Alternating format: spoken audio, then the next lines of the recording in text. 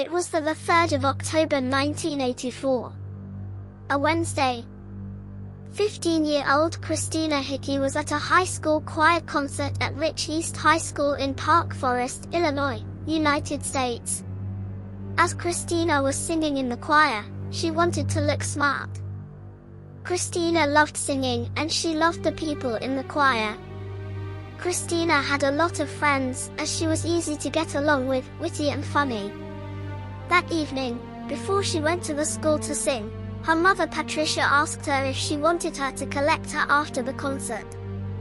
Kristina said that she would prefer to walk, and she left her home to walk to school at 6:30 p.m. It was a walk Kristina did daily as she walked to and from school. She arrived on time and sang with the choir. When the concert ended, she was due to go straight home. She promised Patricia that she would go home immediately after the concert. It was a short walk for Kristina. The school was less than a mile from her home. But Kristina never made it home that night. The concert ended at 9 p.m. and 15 minutes later, the musical director for the choir saw Kristina using the telephone outside the athletic director's office in the school. But there was no sign of Kristina after that, and nobody knew where she was.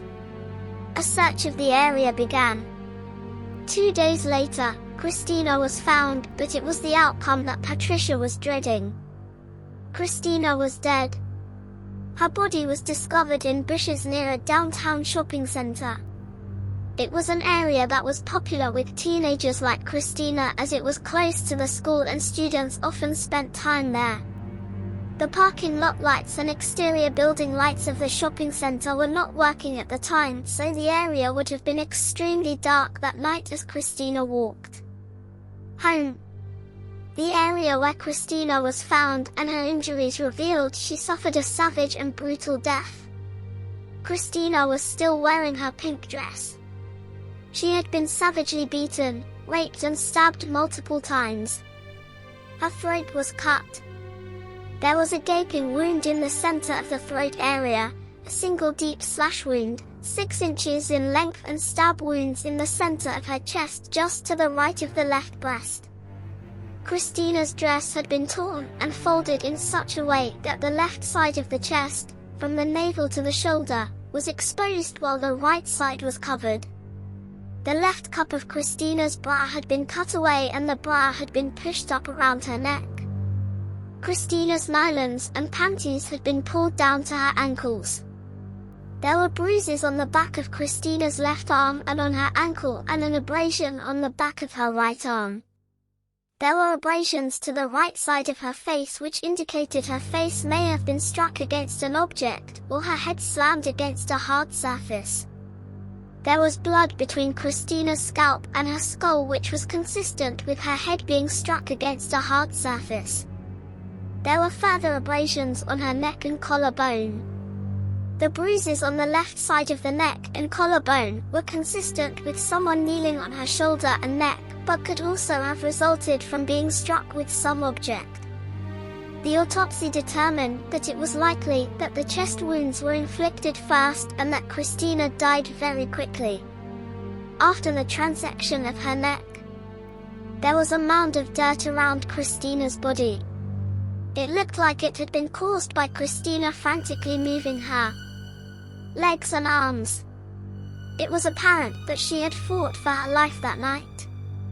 Her death not only devastated Kristina's family but all of the Park Forest residents. Her murder changed the area for good. Everyone wanted answers and wanted to know exactly who was responsible. It took over 1 year for an arrest to be made. On the 30th of November 1985, 18-year-old Christopher Abernathy was brought into the police station for questioning. Christopher knew Kristina and even claimed they had briefly dated. Christopher's friend, Alan Dennis, told police that a few months after Kristina was murdered, Christopher told him that he killed her. Police had already spoken to Christopher shortly after Kristina's murder, as he was heard saying that he had a gun in his car and intended to fire a salute afterward at Kristina's funeral. At the time, police determined it was not necessary to look into the matter further as the comment was not serious.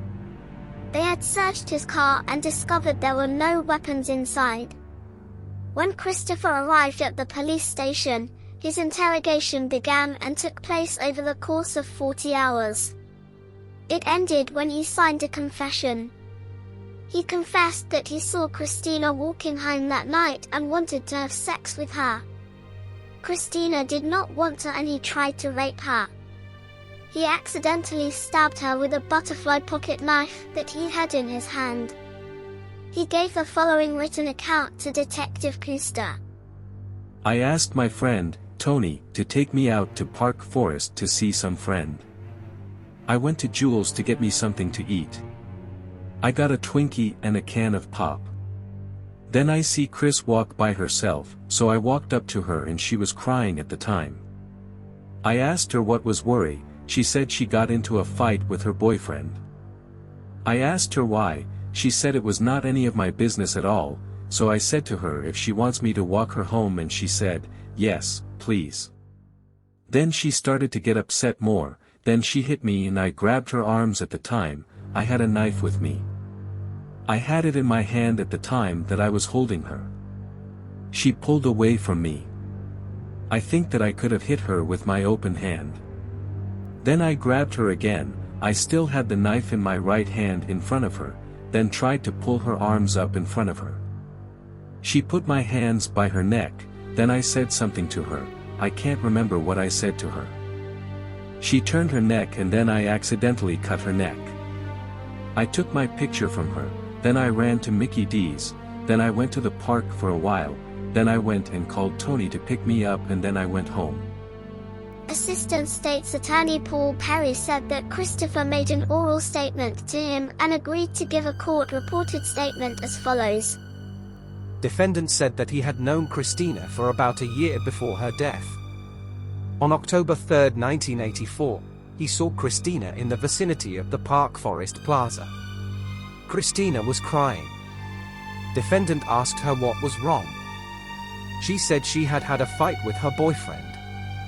Defendant asked her the reason for the fight, and she replied that it was none of his business.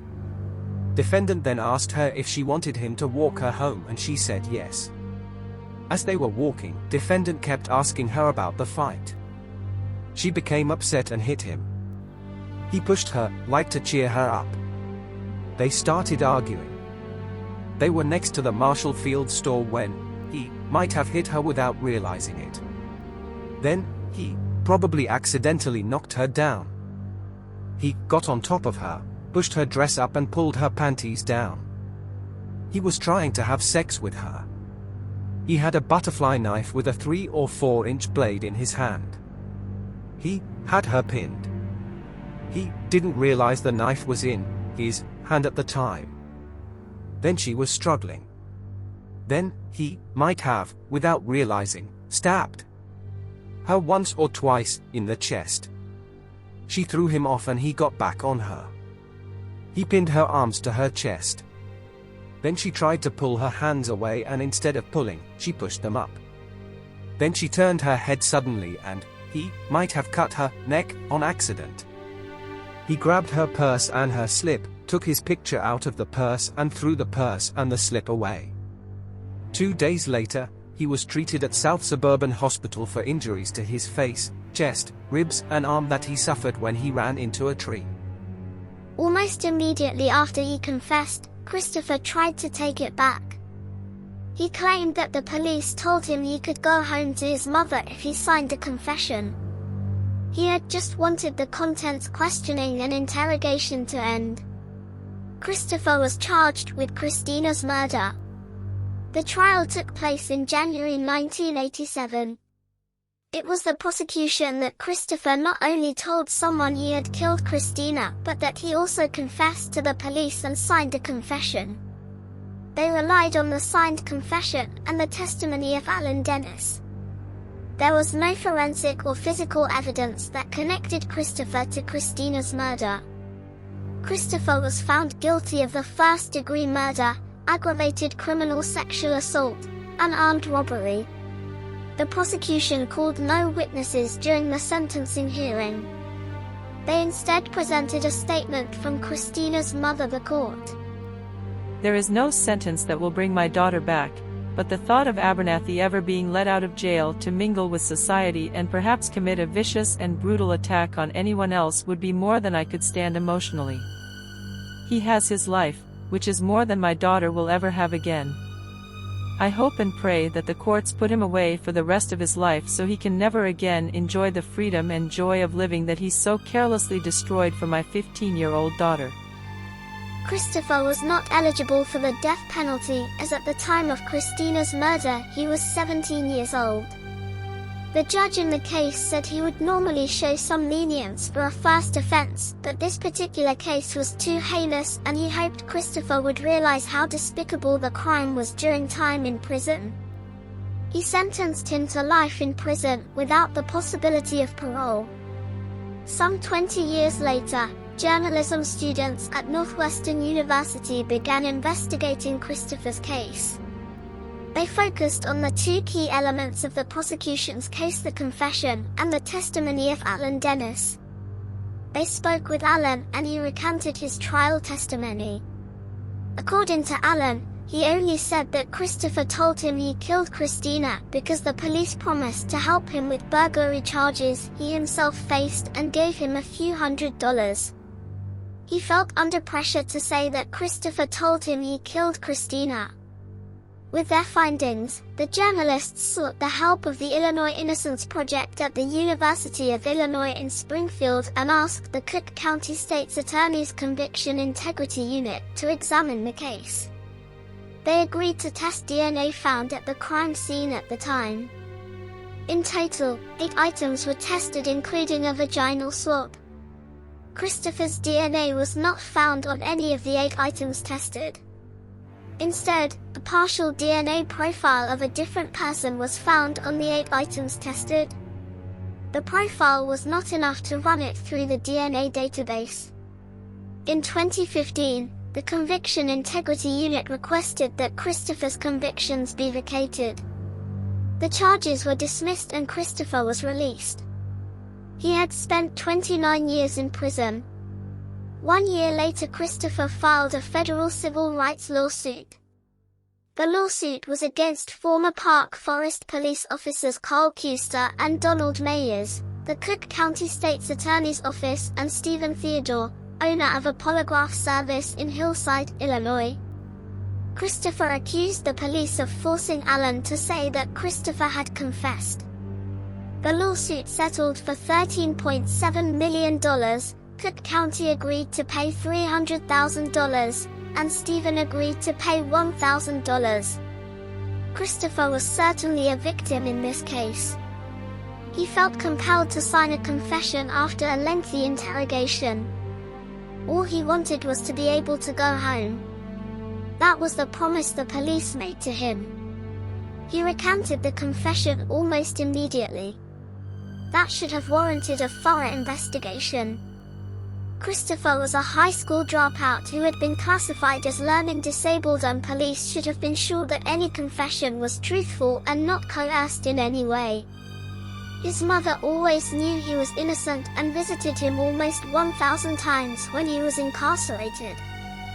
Sadly, she died just 6 months after he was released. While there is no question that Christopher is a victim in this case, we must not forget that that is an entirely separate issue to Kristina. He is a victim in his own right. But now that he has been released, it is vital that we do not think the case is closed.